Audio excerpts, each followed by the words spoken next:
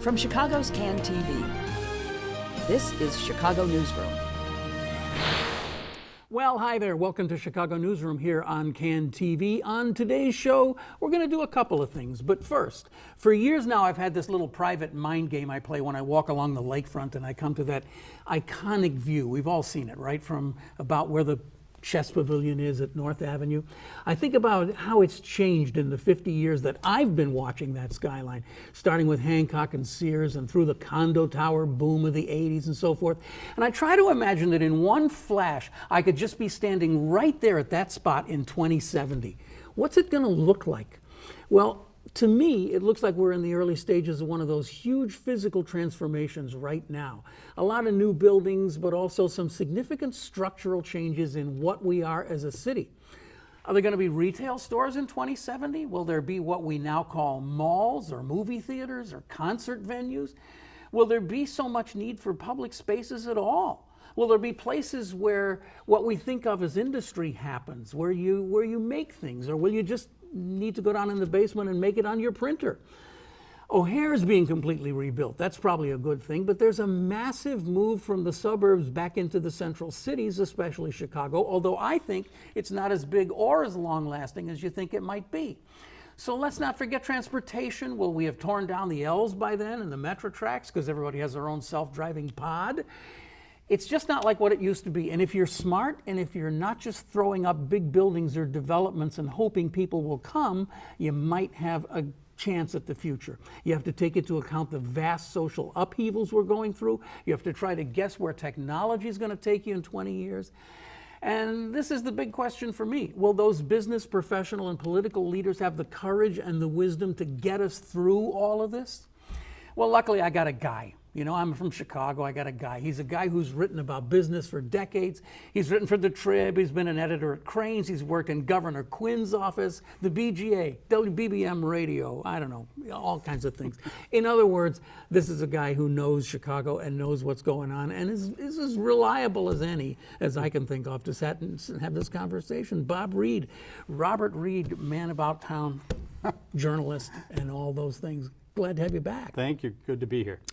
Last time we had you on, we started talking about Six Corners. We both are familiar with that area, and you've written about it. Then you went and wrote a piece for Chicago Magazine, the battle for Six Corners and so forth. And I read it, of course, with great interest. And what I thought at the end of it was, wow, this story is like an allegory of some sort. I mean, it's a story about Six Corners, but it's also a story about how does a city reinvent itself?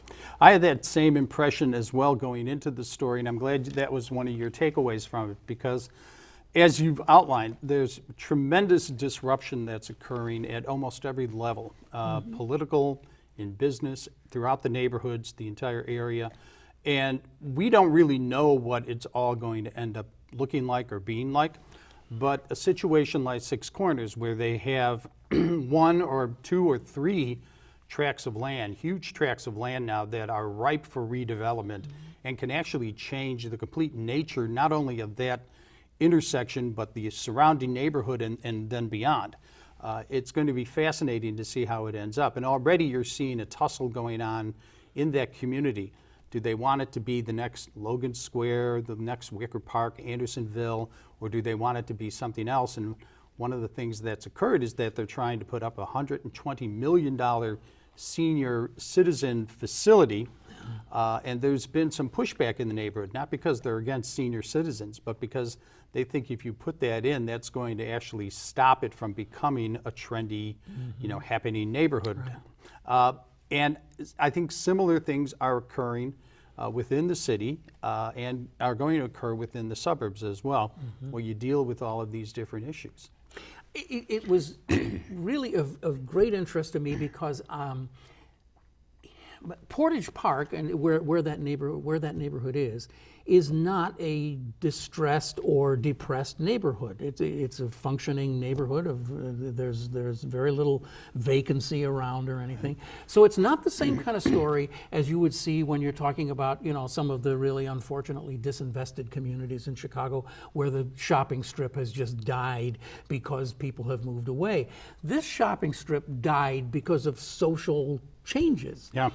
And so the question is, do you replace it, and if so, with what?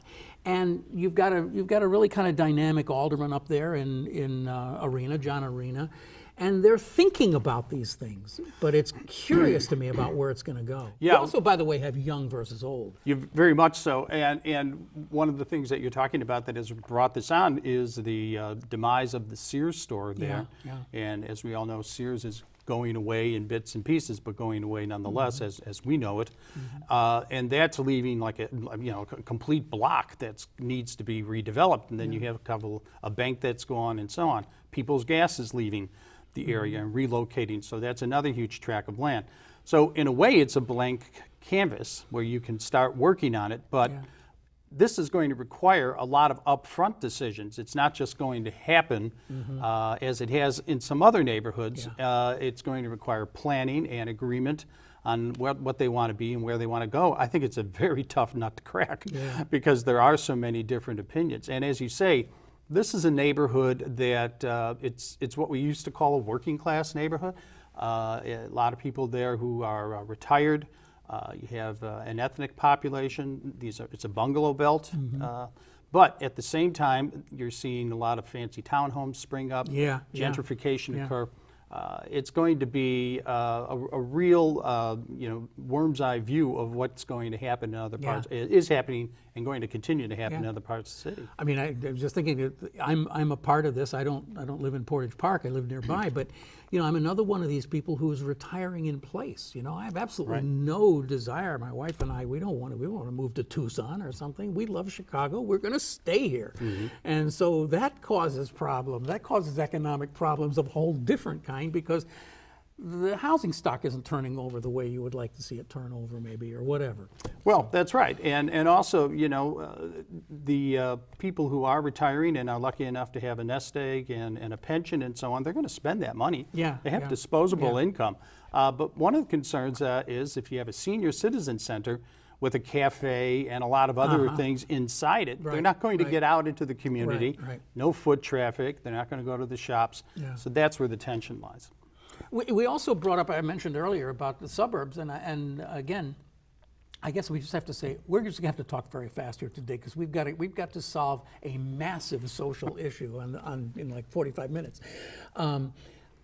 I am really, really interested in the city versus suburb thing because I think because of McDonald's coming downtown and the mayor's been very successful in getting at least headquarters of companies to come in, we have this notion that everybody's leaving the suburbs and teeming into the city. I don't believe it. I think that's happening. It's a news reporter could get a story out of it.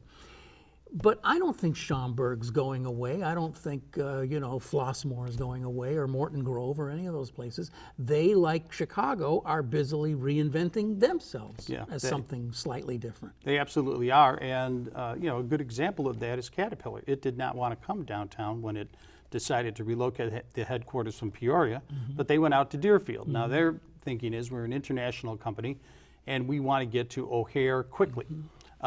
I don't think they're going to get there as quickly as they think, but those other suburbs that you're talking about are going to leverage off of O'Hare, and I think if you get western access into the airport as well, that will be key to developing it as well. Plus there's availability and vacancy and the pricing might be right.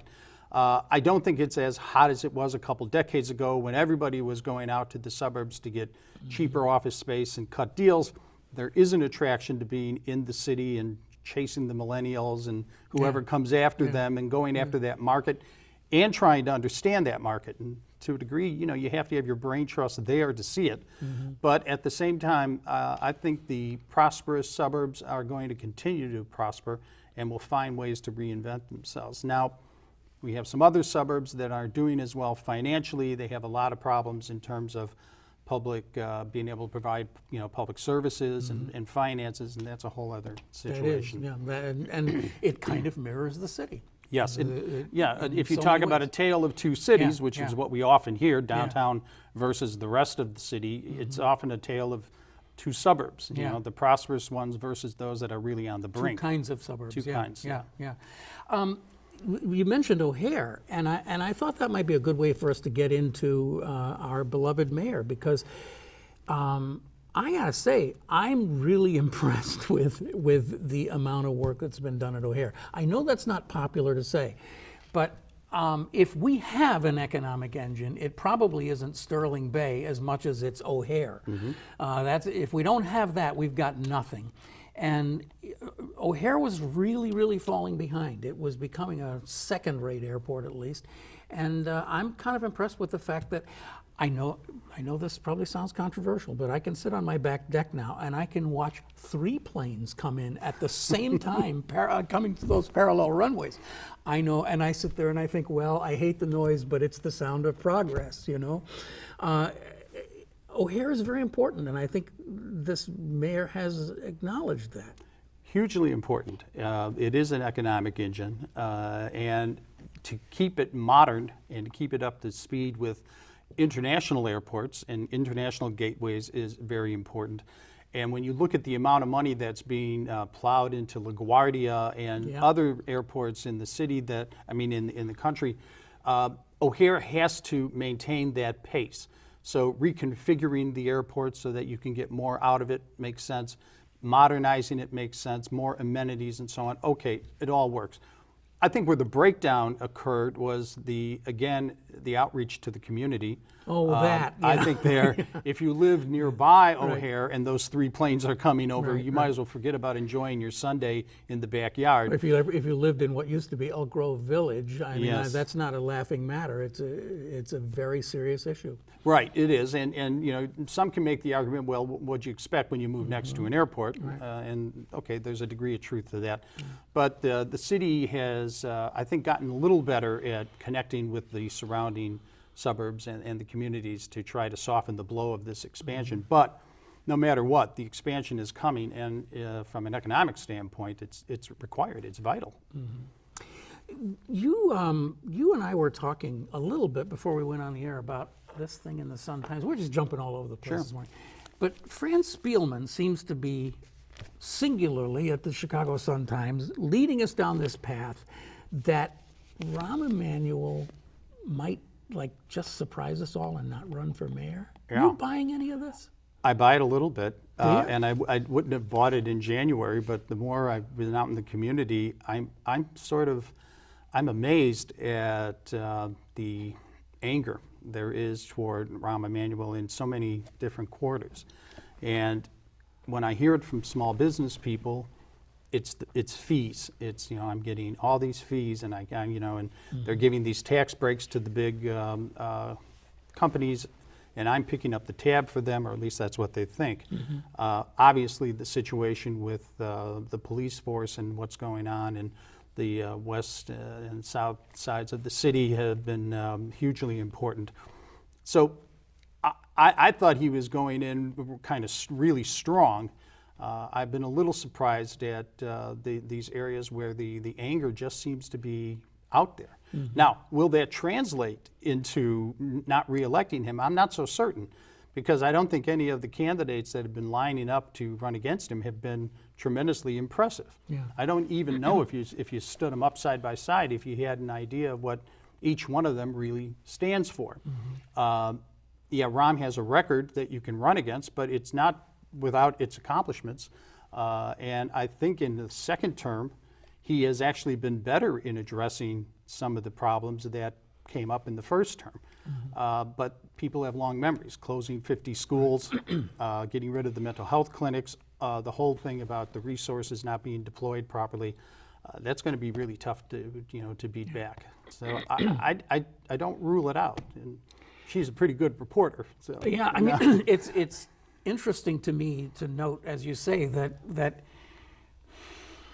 okay, this is a very delicate thing how do I say this?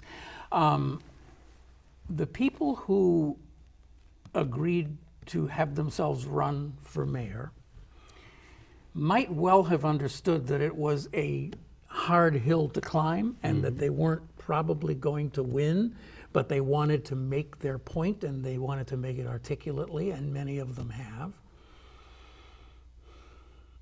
But if you suddenly face the prospect that Rahm Emanuel is not in that race, it looks a lot different. Doesn't it? Yeah. It absolutely does. And I'm saying that delicately because I've met all of them, and I think they're all decent and impressive human beings. I've enjoyed all the conversations I've had with all of them. I think they all have great points to make. But, all right, let me put it this way. Rahm Emanuel had a huge learning curve, right? I mean, he started off, he made huge mistakes when he started, and he kept making mistakes. And his first 4 years were pretty awful. If you just took his second 4 years, he hasn't been, in my humble opinion, that bad of a mayor. He's accomplished a lot of things, and he's learned a lot of things along the way. His third term, he might actually start to be a pretty good mayor.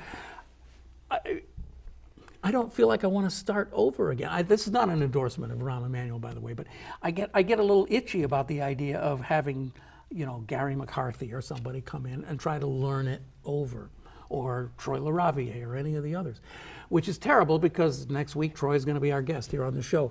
So I'm stepping in this much more deeply than I want to, but it's a very emotional thing, this thing about our mayors. Well, all the people running against him are saying, I'm not Rahm Emanuel. Right. Well, if Rahm Emanuel is out of the mix, then who are you? And what have you done? And do we have a record that we can look at and judge you upon that record? McCarthy, I think, is going to have to run against his record no matter what. Vallis's record is, frankly, kind of aged. We don't really know Paul Vallis anymore. Lori Lightfoot is an attorney and an activist and has had some municipal experience, but again, nowhere near running an entire city.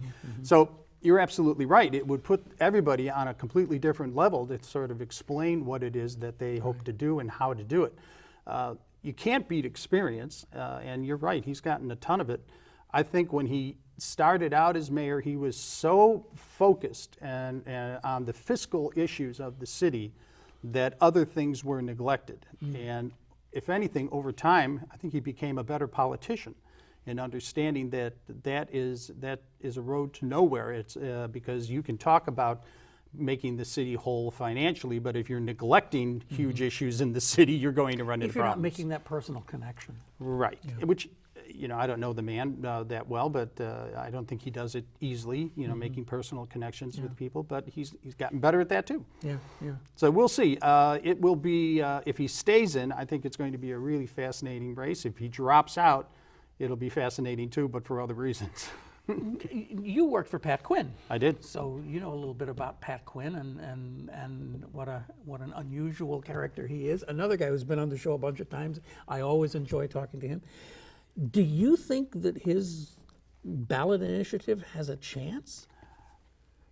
Could that be part of this? I think it's a wild card that if the anger we're talking about against Rahm is tangible, and that could be something that could disrupt it and could hurt him. Well, there's two questions, aren't there? The first question is, could he possibly get it on the ballot? Right. And the second question is, if he got it on the ballot, could it defeat Rahm? Could it defeat Rahm? Yeah, just by being, if it gets passed. Yeah, I think legally Quinn has scoped it out that he's got a chance to do that. So you're not ruling that out? I don't rule it out. But, personally, I'm not a big fan of term limits. No, nor am I. And I think we have built-in term limits. I know that there is always concern that the deck is stacked against, non-incumbents and that type of thing. But I prefer to let democracy take its course and not put up a lot of these kind of barriers. Having said that, tactically, this could be a real problem for him. We're just going to have to wait and see how that pans out. I mean, I hadn't given this any thought until 1.5 minutes ago, but is it possible that Rahm's legal people are telling him, you know what, we looked at these 81,000 signatures and about 60,000 of them look like they're okay. It's going to get on the ballot. Maybe they're telling him that. I mean, we don't know. Maybe they are. And if he is, there's another thing about this that's really kind of quirky, that you only have to get 50% plus one for it to pass. That's correct, right? That's my understanding. My understanding of it is that it's 50% plus one of those who vote for the initiative. Yeah. And I gotta say, I don't think it would be that hard to get 51% or 50% of Chicagoans to say, throw him out. No, which is different than going in the ballot box and voting for a mayoral candidate. well, right? and hence that's my problem with it, because I think it should be left up to an election, to decide. But Pat Quinn has been doing these types of referendums for practically his entire career. If anybody knows the lay of the land, it's him. Why is he doing it? Good question. I think they're. Why is he doing it? I mean, it would be one thing to say I don't he know if wanted it's a to. personal thing between he and Rahm. I don't think they're the best of friends. But I think more broadly, Quinn really does believe in government by referendum. Yeah, but he believed in it all along and just suddenly started Came up this with time. Yeah, I don't know what's really compelling him. I mean, you were to do it. there. I never even thought about this. You're a great guy to ask about this. I mean, we've all speculated on the fact that Rahm Emanuel didn't really show much enthusiasm for Quinn when Quinn was running for governor. It wasn't that he was full out for Rauner, but he may have just been thinking, this is a toss-up for me, and Rauner's my buddy, so I'm just going to sit it out. That's kind of the way I saw it happening. What did you see from down in your end? Well, I wasn't part of the campaign. I was long gone but before you, any of but that you, occurred. But I mean, I don't think the two of them got along all that well. Personally, I don't know what the connection is. They have a lot of mutual friends. But I never got the impression that anybody in the Democratic establishment was all that crazy about Pat Quinn as governor. Mike Madigan, the Speaker of the House, caused him a lot of grief. So did John Cullerton. And that's the thing about Democrats. When they get into office, they become even more dysfunctional when they're all in it. that's the definition of Democrat. So I'm not quite certain what motivated that. But like I say, Quinn is no stranger to this kind of movement. And I think he thought it was a good issue, and he might as well go for it. And it keeps him out there in the public eye too. I mean, nobody's going to be able to beat Rahm Emanuel for fundraising. He's got all the money he possibly could use to do anything he wants to do in the way of campaigning. So he's just playing with us. He's just playing with us. He's just You waiting. think he's running? He's waiting until the last minute. He's doing it because he enjoys seeing people like us sit around and talk like this. That's what it is. Okay.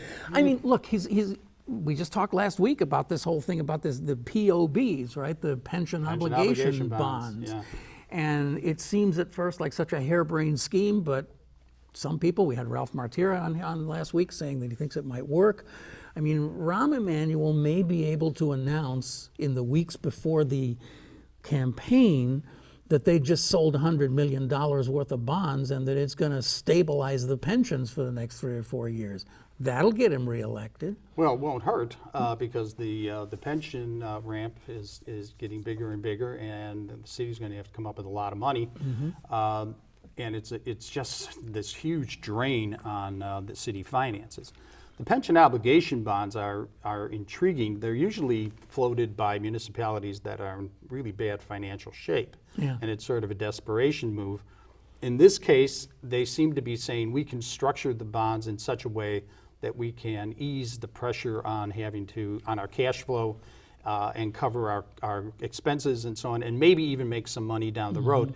But again, if that money is squandered or used for things other than the pensions, like it was when the state did something similar to this under Blagojevich, then I think it's just going to redouble your problems. So it really is going to come down to the details. I would like to see a lot more sunshine on the process before anyone signs off on it. Unfortunately, it looks like it's going to just kind of zip through. If that happens, we could end up paying a lot more down the road, and that would be bad. I've lost track of this. Does the city council has to vote on it? Yeah, they're in the process, I think, of that's right, because the learning aldermen about are, it and so on. But it would be nice if they let the citizens learn more about it too. Well, the aldermen will probably get an hour and a half to examine this thing themselves. And it may be more show and tell than a true Q&A. So. Speaking of sunshine, where the sun doesn't shine is in that Tesla hole down there under the city. This 200-mile-an-hour thing to O'Hare or something. I mean, as fantastical as the whole thing is, the real issue is nobody has any idea what kind of a deal they may or may not have struck, or whether they actually have a deal, or when they put shovels in the, or whatever, they may not use shovels anymore, I don't know, when they put the lasers in the ground. I mean, what is this? The Better Government Association, one of the places I worked at for about 6 years, is wondering too, and they have, I think, filed suit to find out what exactly are the specifications of this deal. I think that's something you have to really kind of get into. Could this deal announcement come at a worse time? Because right after the city reveals it, then you find out that Elon Musk is kind of going through some problems. He's having some issues, and he's talking about taking his company private. Didn't tell anyone else about it, and they learned about it on Twitter. Saying he's completely exhausted. Yes, and so all those things that build confidence. Exactly, and his investors and shareholders are wondering what's going on, and I'm sure somebody has a succession plan in a drawer in case he can't see it through. So. We'll see if this ever really comes to reality. And that succession plan probably does not include drilling 20-mile tunnels under big cities. No. What those investors want are those electric cars being manufactured in a way that they don't blow up and are safe on the road. And that's where their focus is. And I don't think that these other ancillary issues that he wants to get into, whether they're mini submarines or doing things like this, are going to be top of mind with the investors. So if he can't control his company, where do you go from there? And that's why you want to know what the details are of the plan, whatever details there are. Yes, tell me everything that you're proposing, please. Let's see the specification book. How deep are you going to build these? How are you going to avoid the caissons under Sears, whatever that building's called. What is it called this week? That building, that kind of thing. So, we started out talking about this weird fantasy of mine of, what does Chicago look like physically 50 years from now? What does Chicago feel like 50 years from now? Do you think about that stuff? I think about it a little bit. What is it all going to end up being? I'm particularly concerned from the standpoint of natural resources. What are we going to do to the lake? And are we going to protect the fresh water that's there? Because I think that is so key to this location and also to the regional economy and the environment. And the issue of density, just how big are we going to get and how concentrated within the footprint of the city are we going to get? And then I see a lot, like you do, a lot of disruption coming, some good, some bad. But what I think should concern everybody is who are we leaving behind and how are we leaving them behind? And are we becoming just so keyed in on growth for growth's sake and whatever opportunities we think are out there that we're not bringing everybody along? And I think that that's going to be troublesome. I don't want us to become two cities, the very rich and the affluent and then everybody else. So those are the things that I would like to see addressed. And I think in that regard, you need strong advocates within government to sort of put their finger on the scale and say to developers and the private interests, hey, you know what? There's a constituency you have to watch out for. This is what you have to do. And we'll see if that's going to happen. We talked earlier a little bit about the suburbs and the relationship of the suburbs to the city. I mean, the suburbs represent the majority of our population, even though there are 100 or whatever there are of them.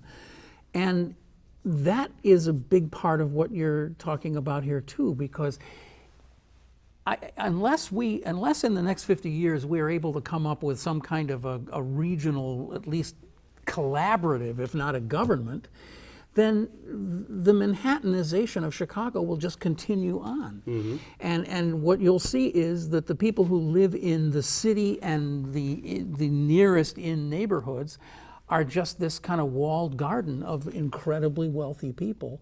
And everybody else gets to choose which suburb or outlying neighborhood they're forced to live in. Right. And I think it was what Tom Wolfe from Bonfires of the Vanities called it insulation. You know, when you're in the city, you have to insulate. And I really would not like to see that happen, because I think one of the strong points of the Chicago area is the sense of community. Yeah. And the fact that even though you may not live in Chicago, you come to Chicago to do things and to see things and so on. But you're right. In terms of a regional government, I'm not hopeful. We have so many units of government in Illinois. We need far fewer, as opposed to more creations of government.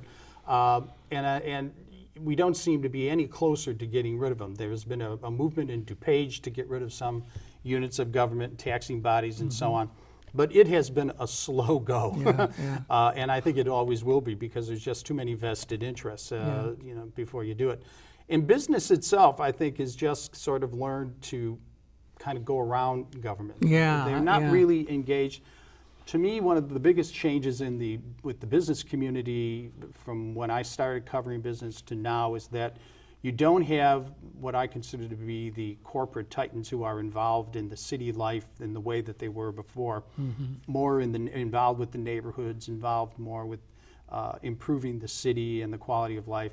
You have a lot of rich people like putting money into the Art Institute or museums and things like that, but I would like to see a lot more of that money spread out throughout the community, and God knows there's enough money out there to do it. So does Elmhurst, Oak Park, Bellwood, Evanston, do these places at some point in the next 50 years begin to recognize that they have more reason to be partners with Chicago than to be adversaries? Yes, I think so. I mean, does economics just force that? Yes, I think economics does, and the reality of our transportation grid and the prices of real estate and all of those things. It will all.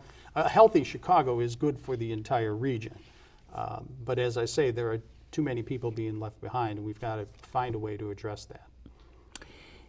I have so many more questions. We've got so much more to do, but you know what? I also want to talk to you about media, because we're both media hounds. There's news today that Patrick Soon-Shiong, I believe is his name, the guy who bought the Los Angeles, the LA Tribune from Tronc, from Chicago, took it away from Chicago, is putting enough money together that he might be able to buy Tronc, which would mean that he would own the Chicago Tribune, which would mean that then the Los Angeles Times crowd would own the Chicago Tribune. What goes around comes around. Tronc is definitely in play. Full disclosure, Chicago Magazine's owned by Tronc, so that's all part of the group. But Tronc is definitely in play. It will be bought. It's going to be bought by private equity, probably with some kind of big investor like him involved. Where it goes from there is anybody's guess. Do they want to keep it in total? It's 10 newspapers. My guess is that they will spin off a number of these papers. Maybe keep the Tribune as part of of whatever they call it after Tronc, but maybe not. So. My understanding is that there's a computer system or something that he's helped design that he would like to integrate into the newspaper world and beyond, and maybe this would help him to do that. So that's just another part of the agenda that we have to learn more about. But right now, if I were a betting man, I'd say private equity will buy Tronc and then they will split it up in some way. I mean, we've been hearing this for a long time, but it's just scary. It's really frightening to somebody who's spent his life working in and around media. It's just really unsettling, I guess. And we see a little tiny bit of stability with the poor little Sun-Times. I mean, they're still floating out there on top of the water. They're making it up to another day, but it's not the kind of stability that we want to see. It's not stability that encourages growth, for example. And of course, the Tribune long ago split off its biggest asset, which was all of its broadcast. Right. And that means WGN radio and TV, and that was going to go to Sinclair, and then Sinclair backed, that whole blew up. So now, I mean, WGN is Chicago, right? I mean, WGN is just such, it's so built into the 20th century DNA of Chicago that I just can't imagine it being controlled by some out of town, who cares conglomerate. Well, I expect that now that the Sinclair deal is gone, and Sinclair and Tribune Media are each suing one another, that Tribune Media at some point is going to put itself back up for sale and see if it can cut a deal with someone. Now, I agree with you. I don't exactly know who that would be. Yeah. I thought the Sinclair deal was going to go through. I was really surprised when the FCC pulled back on it. That whole thing with Ajit Pai kind of being on both sides of it was really weird, the head of the FCC, but yeah. Yeah, as was the redefinition of how many local stations you can own. That's right. But I think that it was for the better that Sinclair didn't get Tribune Media. Yeah. Where it goes from now here is going to be, is it self-sustaining? Well, maybe, but you know, the ad base is really shrinking, and that's a huge problem. So there's no chance that there would be a kind of a Patrick Soon-Shiong Chicagoan who would come in and say to Tribune Media or whatever it is, people who own all the TV stations, and saying, we want to buy WGN away from you. I would never say never, because you just don't know, but less so. Bob, that's all the time we have for discussing the city of Chicago today, but I know you'll come back and we'll carry the conversation on. We have so many other things to say. Of course, maybe by the next time we talk, we'll know more about what's going on with Rahm Emanuel, right? Absolutely. That will be interesting. Thanks for being here. Thank you. You've been watching Bob Reed. He's just a guy who, like I said, he's a guy we know. He's done reporting and editing for just about everybody in town. He's been with government, and he just knows a lot of stuff. If you'll stick around for just a few seconds, we'll come to the second part of our program, because we're going to have Kristen Schorsch here to talk about Cook County hospitals. And you can watch this show and all kinds of other shows, part of the family, by going to this address right here, chicagonewsroom.org also. Or you can wait about 6 seconds and we'll have a whole different show from you. Watch how this works. Go. This is Chicago Newsroom. Well, hi there. Welcome back to Chicago Newsroom. As we said, just a couple of seconds, and we got another segment for you here. And don't forget, by the way, that you can always see all of our segments by going to this address right here at any time, and we're very proud of that.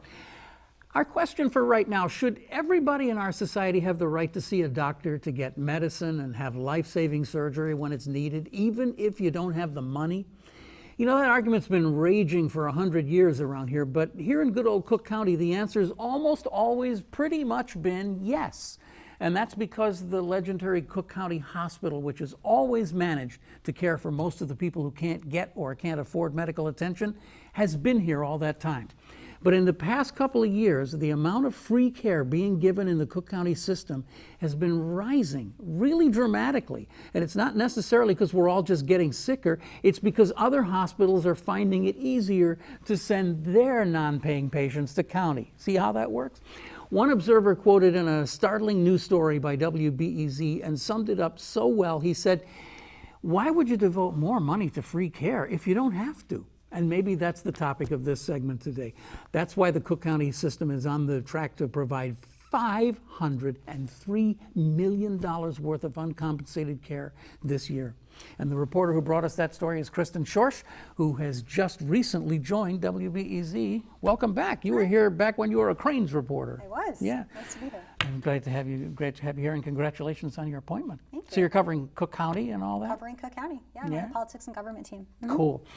Well, I loved your story, and we just had to have you come in to talk about this because Cook County has a storied reputation. It's Cook County Health and Hospitals system has had for years and years and years, and yet now we're starting to see that it's being, I don't know, what is it being taken advantage of? Well, I think it depends who you ask, right? Yeah. So the county health system has 2 hospitals and a network of clinics. Stroger Hospital is their flagship hospital. So right, you know, I was looking at a budget document when I started this beat and noticed this line that showed this huge rise in what's called uncompensated care. That's essentially all of the care that the health system will provide and it won't get paid for. think about that in like two different buckets. One is all the uninsured people that they treat and can't afford to pay their bills. And then the other is this pile of bills that keeps rising from people who have private insurance and can't afford it, so they just don't pay their bills. Also, a bunch of claims that private insurance companies are denying. So there's kind of like this mix of things that are happening. Yeah, I mean, I'm not quite sure where to start here, because you also pointed out something that I really hadn't been following, which is this thing about the changes to Medicare? No, Medicaid? Medicaid, sorry, Yes. I always get them, I'm confused. And there's a bunch of private insurers now that are basically running Medicaid, and they're acting, believe it or not, they're acting like private insurers. Right. So Governor Rauner largely privatized Medicaid, which is the government health insurance program for people who are low income and disabled. And so what's happened there is, like, the county health system, for example, used to mainly have two types of patients: people who were uninsured and Medicaid. So they would really only bill the state. You know, take care of someone, send a bill to the state, One get big paid. bill. One big bill, right? And they also used to have a lot more uninsured than insured patients. But under the Affordable Care Act, a lot of people qualified for Medicaid. So you've got that. So getting back to Rauner, so he largely privatized Medicaid, which means now you have all these private insurance companies, names that you would know because they also insure people at work, like Blue Cross and Blue Shield. All these other, you know, Humana used to be in it, I believe. There's a list of them. And anyway, so now they all cover Medicaid patients in the state of Illinois. And the county has its own Medicaid health plan called County Care. So it basically got a lot more complicated, and the health system has to bill a lot more players. So that's all these insurance companies you have to go after when they deny your claim. So essentially that's what's contributing to that pile of bills that they're not getting paid for as well, because they just can't get paid. So I mean, Cook County just has a lot more work to do. Right. I mean, just like imagine yourself when you have a medical thing and it takes you 6 weeks to get it straightened out. They have to do that times hundreds of thousands. Right, and hospitals across the country have struggled with this. And think about all these other hospitals having a lot more experience. They're used to billing a lot of private insurance companies. And the county health system is not. Like, literally over the last 2 years, they've had to build a whole billing system to deal with this. So they've been trying to adapt quickly. But it's always been true that hospitals, there are how many, 60-some hospitals in Cook County? 68 in the 68 county, hospitals. including Stroger and Provident, the other hospital in the county health system. You would never, I think if you stop people on the street and ask them how many hospitals are there in Cook County, they'd say there's like 6 or something, but there are not. There are tons. There are lots and lots of them. And they've always done some free care, right? Right. But they're doing less now. Yep. So Dr. Jay Shannon, who is the CEO of the county health system, so we sat down, looked at this rising line of all the unpaid, you know, all the care they're not going to get paid for this year. And I said, what's going on with this? And he described these 2 buckets to me, and some more other things too. But he said, you know, Kristen, look at this state data, which I've used for years as a healthcare reporter. And he was like, I can't prove which hospitals are sending me their uninsured patients, but I can tell you I think there are just more and more uninsured people coming our way. So I looked at about 5 years worth of this data that hospitals have to report each year to the Department of Public Health for the state. And basically what it shows is that back in 2012, the county health system provided like 40% of all the free care in the county.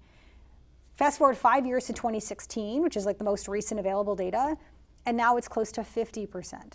So it's 50% that the county health system is taking care of, while all these other hospitals provide less. All And 68 of them are providing the other 50%. 66, right. 'Cause 66, the sorry. county's Yeah, got 2 of yeah, those, right? yeah. So, and you could see, you know, I crunched the data, you could see exactly which hospitals are providing how much and how their numbers have declined. And so when I called around to these hospitals and asked about it, they didn't want to talk about that, but they did tell me all the other stuff they're doing for poor patients, like helping them pay for medication or helping them pay for rent if they're homeless. But you can see this very obvious thing happening. All these hospitals are taking care of fewer uninsured patients and more ending up at the county health system, especially at Stroger. So I'm beginning to see something here that the hospitals are having the same problems that you and I are having, that just ordinary consumers are having, that these insurance companies will do everything they can to not pay you, because that's their business model, after all, is to take money from you and not give it back, as little as they can give back to you. So the hospitals, these smaller hospitals, are getting squeezed because they have to work harder to get that money back. Well, that's the thing too. So you've got, I mean, Chicago or broader Cook County, you have all types of hospitals. You have the really, really big health systems like Northwestern and Advocate, North Shore. The University of Chicago is a huge system on the south side. But then you have all these smaller hospitals. Think of like the very small independent Catholic hospitals on the south and west sides. And they don't have a lot of money. They're struggling financially. So if you think about it, if they took on as much free care as they used to, can they afford to do that? So, one of the commissioners I talked to for the story was like, even the safety nets, these are hospitals that traditionally care for the poor and uninsured, you even see them taking on fewer free patients. So the most alarming thing about this is we had Toni Preckwinkle on the show several times, and she was just ebullient. She was bouncing up and down about how happy she was about what Obamacare had done for Cook County. That, I don't remember the numbers, but a couple of 100,000 people more were now insured who hadn't been insured before. So you would think that the picture for Cook County Health System would be rosier than it was, but it's not. I mean, it's dramatically less rosy. Right. And I'm still not quite sure I understand the disconnect. Is it because people who were able to get Obamacare got it, but they still can't afford that? Is that what it is? There are a couple of things. So, right, and that's a great point you raise. I think a lot of people had that same question. My editors had that question, right? Well, what happened? The ACA insured all these people. It expanded the Medicaid program. And in Illinois, we decided to expand that Medicaid program. So more than 600,000 people now are on Medicaid that didn't qualify before. In just the last couple of years, right. 600,000 people have become insured. Yes. But in Cook County, there are still more than 400,000 people who are uninsured. And that includes people who are undocumented. They're not allowed to get any sort of federal aid to help with health care. There are also people who have private insurance. Under the ACA, they bought plans on the public health insurance exchanges. But those plans can be really expensive. They have really high deductibles and co-pays that you have to pay. You have to pay a deductible before the health insurance company will start to share in any of the costs. So a lot of people can't afford their own private insurance. And so those people are still ending up at the Cook County Health System. And so the county health system is trying to figure out, okay, how do we help? How do we still bill their insurance companies when we treat those patients who have private insurance, but then also then look at their income and say, well, how do we help you pay those bills too? So the ACA did help a lot of people, but there are still people who fall into these buckets of A, I don't have insurance because I don't qualify, or B, I have private insurance now, but I can't afford it. Now, you said something really important a few minutes ago when you said that Governor Rauner essentially, or maybe it's not essentially, maybe he did privatize Medicaid by basically turning it over to private insurers, which ironically are the same private insurers that weren't insuring people before, and that's probably why people were on Medicaid in the first place, but that's a different question, I suppose. But isn't that really the biggest source of this problem? Is that it's become so burdensome to try to get the money out of these providers for Medicaid? It's a piece of the problem. It's called Medicaid managed care, which essentially when you have private insurance companies that are covering people on Medicaid. We have had that for a while in Illinois, but under Governor Rauner, he wanted to essentially have, I think, about 80% of the Medicaid enrollees under a managed care plan. So Blue Cross or the county or any of these number of other private insurers who would not only oversee their care, but his goal was that these private insurance companies will focus on prevention and make people healthy, thus save the state money. That's basically the overall goal of this program. So to your question, with the county health system, yes, they are dealing with a lot of these private insurance companies that are denying their claims. They send them a bill and they say no for whatever reason. So that is a piece of that. And the Cook County Inspector General did issue a report in March in which he basically looked at the deficiencies in the county health system's billing and collection process. And some of that was, you're not registering patients properly, you're not coding properly. So if a doctor takes care of you and he did 10 things and you check off 5, well, then you're not going to get paid for everything that you did. Your doctor won't get paid. The health system disputes some of these findings, but the Inspector General found that over 2 years, it added up to about $175 million that was left on the table, specifically for insurers denying those claims. So it is a piece of the problem. But hospitals across the state that I've talked to over the years, they've all had this issue too. They have hired dozens of people to help address this. Coders are in hot demand, things like that. Now, I remember that, you're going to have to help me with numbers here, but in 2016, Stroger had something like 260 million or something in whatever you call that, unpaid In free care? care. The charity care portion, the free care they're providing. It was 266, right? In 2016, something like that? I don't have the numbers in got front that of me, from but that your sounds article. about right. About a quarter If not, of it's a a billion. little bit less. And now it's a $500 million in Well, 2 years. So to clarify, the $500 million is the total amount that they're not going to get paid for this year. So it includes the free Cook care. County is not going to get paid Right. for. Yeah. So it includes the free care, Yeah. but it also includes all those bills that they submit to the insurance companies or they give to patients who have private insurance and they won't get paid for that. So it's like 2 buckets. It's the so-called charity care where those other hospitals in Cook County are sending their uninsured patients to the health system. And then it's also all those bills that they're sending out and not getting paid for. So you add up those 2 things and it's about $500 million. And that is 60% more than 5 years ago. So it used to be a lot less. And combine that and think about a chart and that just number keeps going Well, okay, so I mean, I'm not inaccurate when I say it was about a $250 million, now it's about $500 million. 60% more. Well, you're quoting the charity care number only, the free okay, care, yeah. all right. But another thing I should mention about that too. Well, but isn't that important though, the charity care number? I mean, Oh, yeah, right. Because the reason it's going up is because all the other hospitals are, forgive the term, dumping their patients on that. And so that quote you referenced in the beginning in your intro was from John Colombo, who's a law professor, retired from the University of Illinois. So we talked about this issue because he's followed what's called this charity care battle for years over how much free care hospitals in Illinois need to provide, nonprofit ones, to keep their property tax breaks. Yeah. So that's another thing. We're seeing the ripple effect of this deal in 2012 in which nonprofit hospitals, they're trying to set a limit over, okay, well, how much free care do we need to provide? Because they started to get in trouble for not providing enough. Yeah. But they didn't know how much they needed to provide because there wasn't a rule.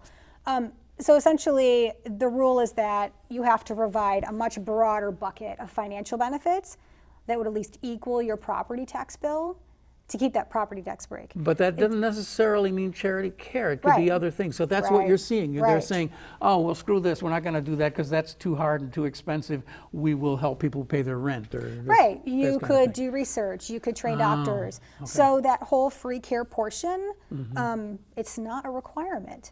And so you're starting to see that effect play out as well. That is the point that I hadn't understood. Yeah. Okay. It took us 16 minutes for me to get to understand that, but Yeah. that's why that is there. Right. So that's contributing Wow. to this. So, Dr. Shannon, who runs the health system again for the county, he's like, look, under the ACA, these hospitals got used to not having as many insured patients.